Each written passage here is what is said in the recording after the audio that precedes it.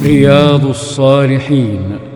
وعن أنس رضي الله عنه قال: لما ثقل النبي صلى الله عليه وسلم جعل يتغشاه الكرب، فقالت فاطمة رضي الله عنها: وكرب أبتاه.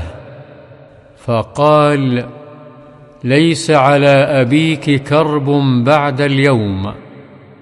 فلما مات قالت: يا أبتاه، أجاب ربا دعاه. يا أبتاه، جنة الفردوس مأواه. يا أبتاه، إلى جبريل ننعاه.